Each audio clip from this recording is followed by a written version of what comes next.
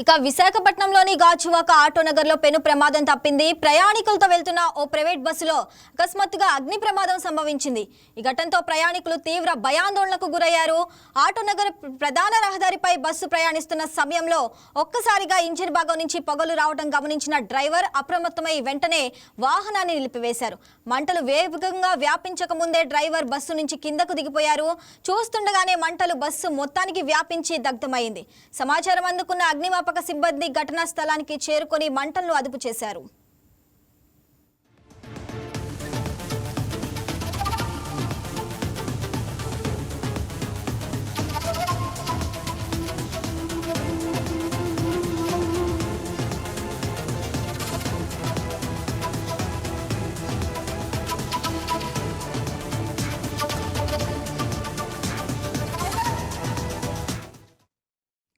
ఈ ప్రమాద సమయంలో బస్సులో ప్రయాణికులు ఉన్నప్పటికీ డ్రైవర్ సమయస్ఫూర్తితో వ్యవహరించి అందరినీ వెంటనే కిందకు దింపేయడంతో ఎలాంటి ప్రాణ నష్టం జరగలేదు.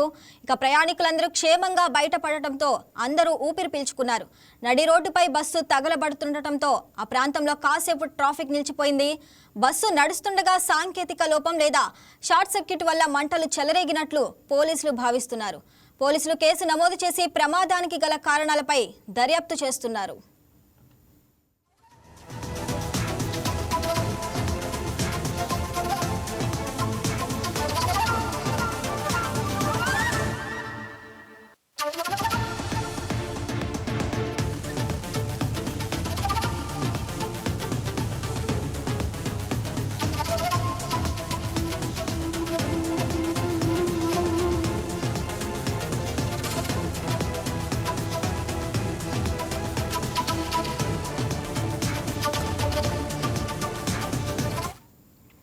రైట్, ఇక దీనికి సంబంధించి మరింత సమాచారం మా ఉత్తరాంధ్ర రీజనల్ కోఆర్డినేటర్ దుర్గాప్రసాద్ అందిస్తారు. దుర్గాప్రసాద్, చెప్పండి. ఇక విశాఖపట్నం గాజువాకలో అయితే పెను ప్రమాదం తప్పినట్టు తెలుస్తుంది.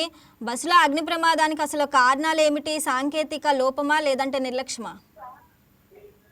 Good morning Shravani. విశాఖపట్నం నగరంలో పారిశ్రామిక ప్రాంతమైన గాజువాక ఆటో నగర్లో అయితే పెను ప్రమాదం తప్పిందని చెప్పొచ్చు. ప్రయాణికులతో వెళ్తున్న ప్రైవేట్ బస్సులో ఒక్కసారిగా మంటలు చెలరేగడంతో ఆ ప్రాంతం అంతా కూడా కలకరం రేగిందని చెప్పొచ్చు. ప్రస్తుతంగా అయితే డ్రైవర్ సమయస్ఫూర్తి వ్యవహరించడం వల్ల బస్సులో ప్రయాణిస్తున్న ప్రయాణికులంతా కూడా ప్రాణాపాయం నుంచి క్షేమంగా బయటపడ్డారని చెప్పొచ్చు. అయితే షార్ట్ సర్క్యూట్ ప్రమాదం వల్ల ఈ భారీ ప్రమాదం జరిగిందని చెప్పి కూడా ప్రాథమిక అంచనాలు రావడం జరిగింది. అయితే ఆటోనగర్ ప్రధాన రహదారిపై బస్సు వెళ్తుండగానే ఇంజిన్ భాగం నుంచి అకస్మాత్తుగా ఒక దట్టమైన పొగలు రావడాన్ని డ్రైవరు గమనించి గుర్తించారు.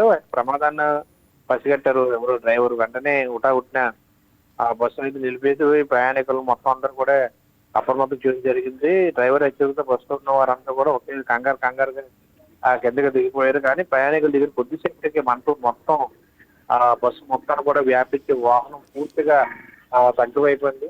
డ్రైవర్ సమయస్ఫూర్తి వల్ల ప్రయాణికులంతా కూడా సురక్షితంగా బయటపడిన సంఘటన వెలుగులోకి వచ్చింది. అయితే సమాచారం అందుకున్న అగ్నిమాపక సిబ్బంది వెంటనే ఘటనా స్థలానికి చేరుకుని మంటలను కూడా అదుపు చేశారు. ఈ ప్రమాద సమయంలో కూడా బస్సులో ప్రయాణికులు ఉన్నప్పుడు కూడా డ్రైవరు తక్షణమే స్పందించడం వల్ల ఎలాంటి ప్రాణ నష్టం జరగలేదు. కానీ పూర్తిగా బస్సు అంతా దగ్ధం అయిపోయింది అగ్నికి. దీంతో అటు అధికారులు ఇటు ప్రయాణికులు కూడా కుటుంబ సభ్యులు కూడా ప్రయాణికులంతా కూడా సురక్షితంగా బయటకు రావడంతో ఊపిరి పీల్చుకున్న సంఘటన విశాఖ ఆటోనగర్ జరిగిందని చెప్పొచ్చు. అయితే నడి రోడ్డుపై బస్సు తగలబడిపోవడంతో ప్రాంతం అంతా కూడా పూర్తిగా ట్రాఫిక్ వలయలో చిక్కుపోయింది. నిత్యం గాజువాక ఆటోనగర్ ప్రాంతం అంతా కూడా నిత్యం రద్దీగా ఉంటుంది. ఈ సమయంలో ఉద్యోగాలకు, స్కూళ్ళకి, కాలేజీకి వెళ్ళేవారు ఈ సమయంలో ఎక్కువగా నిత్యం కూడా రద్దీగా ఉండే ప్రాంతం ఆటోనగర్ గాజువాక ప్రాంతం. అయితే ఈ సమయంలో ఇట్లాంటి ప్రమాదం జరగడంతో పూర్తిగా ఒకవైపు అంతా కూడా ఆ రోడ్ అంతా ట్రాఫిక్ అంతా బ్లాక్ అయిపోయిన సంఘటన కొడుకులు. ఈ ప్రమాదానికి సంబంధించి పోలీసులు కూడా కేసు నమోదు చేసి దర్యాప్తు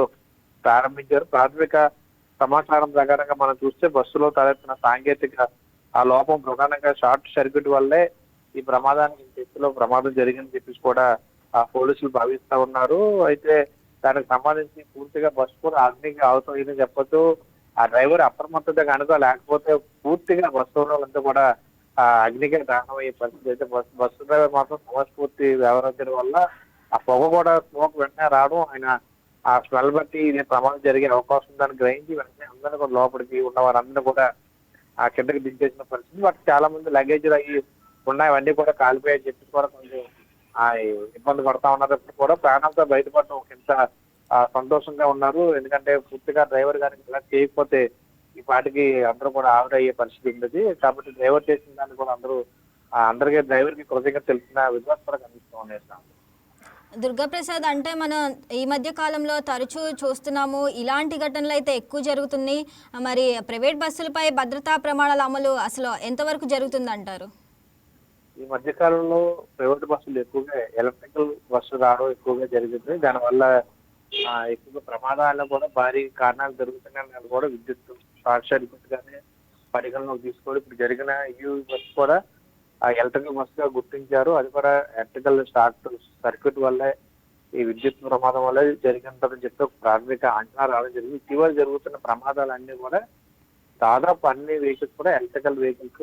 దానిలో పూర్తిగా కన్సీల్డ్ అవ్వడం, ఆ బ్యాటరీలో ఎక్కడైనా లీకేజ్ ప్రాబ్లం ఉన్నా, ఒక బ్యాటరీకి ఏదైనా చిన్న షార్ట్ సర్క్యూట్ అయినా కూడా పూర్తి స్థాయిలో బస్సు అంతా కూడా అవుట్ అయ్యే అవకాశాలు ఎక్కువగా ఉంటాయి. ఎందుకంటే బస్సు సీట్ కిందనే ఆ బ్యాటరీని పెట్టే ప్లేస్ ఎక్కువగా ఉంటుంది. బ్యాటరీ ఫైర్ అయినప్పుడు కూడా ఏదైనా చిన్న షార్ట్ సర్క్యూట్ వల్ల ఏదైనా ప్రమాదం దాటిస్తే బ్యాటరీలకి మంట అంటుకోవడంతో పాటు ఆ కింద సైడ్ టైర్లు కానీ లోపల పూర్తిగా వెంటనే పైకి మంటలు రావడం, సీట్లన్నీ కాలిపోవడం కూడా జరిగే అవకాశం ఉంటుంది.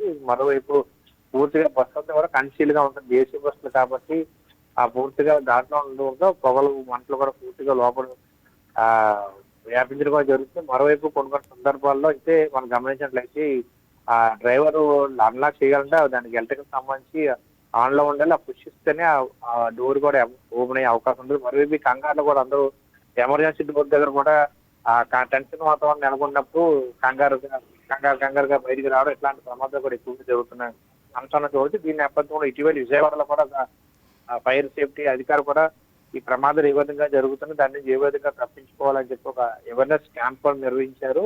దాన్ని మంత్రి లోకేష్ కూడా దాన్ని ట్వీట్ చేయడం జరిగింది. ఈ నేపథ్యంలో ఫైర్ సేఫ్టీ సిబ్బంది కావచ్చు, ఆర్టీఐ సిబ్బంది కూడా అలర్ట్ అయ్యారు. విశాఖలో ఈ ప్రమాదం జరిగి ఇటీవలే వరుసగా ఎక్కువగా అగ్ని అవుతా ఉన్నాయి, ప్రమాదాలు జరుగుతూ ఉన్నాయి. కాబట్టి ఖచ్చితంగా ఆర్టీఐ అధికారులు కూడా వీటిపై దృష్టి పెట్టాలి. ప్రధానంగా ప్రైవేట్ బస్సులపై దాడులు చేసి ఏ విధంగా వాటికి సేఫ్టీ మెథడ్స్ పాటిస్తా ఉన్నారు, ఇటువంటి ప్రమాదాలు జరిగి ఏ విధంగా ఆర్టీఐ యాక్ట్ ప్రకారం ఏ విధంగా వాళ్ళు ప్రికాషన్స్ తీసుకుంటున్నారు, ప్రయాణికులకు సంబంధించి ఇన్సూరెన్స్ సంబంధించి కానీ ప్రమాదాలు జరిగి ఏ విధంగా కాపాడే దిశగా అడుగులు వేస్తున్నారో ఇట్లాంటి వాటిపై కూడా దర్యాప్తు కొనసాగించి ప్రైవేట్ బస్సులపై ఆర్టీఐ అధికారులు దాడి నిర్వహించి పూర్తిస్థాయిలో వారు ఫిట్నెస్ సంబంధించి కూడా టెస్ట్ చేయడం చాలా ఉత్తమం అని చెప్పి కూడా ప్రజలు కోరుకున్న అంశం మనం చూడొచ్చు.